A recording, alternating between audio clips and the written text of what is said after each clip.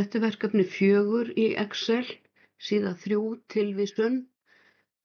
Hér ætlum við að setja formúlur í B3, D3 og F3 sem reikna út hve mörg pund og svo framvegis fást fyrir 40 til 70.000 íslenskar krónur. Þá smellum við hér og við segjum sama sem og smellum í A3 sem eru 40.000 og við deilum með genginu.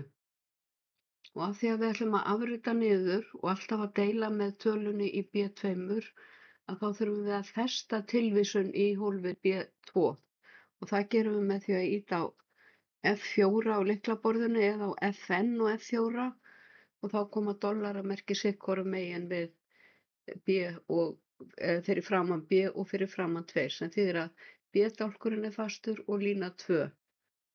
Ef ég ýti núna á Ctrl og Enter þá get ég afrita niður af því að ég er alltaf eins og þið sjáið. Þetta er A4 deilt með B2, A5 deilt með B2. Ég er alltaf að deila með sömu tölunni.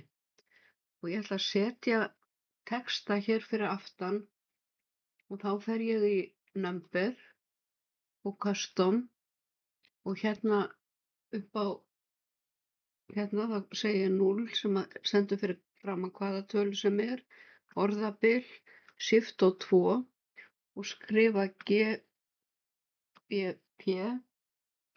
og loka gæsalöppunum.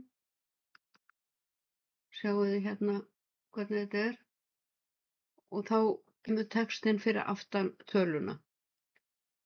Kemur þetta svona.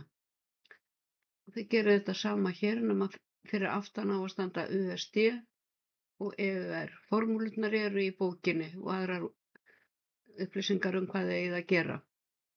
Ég ætla að vista.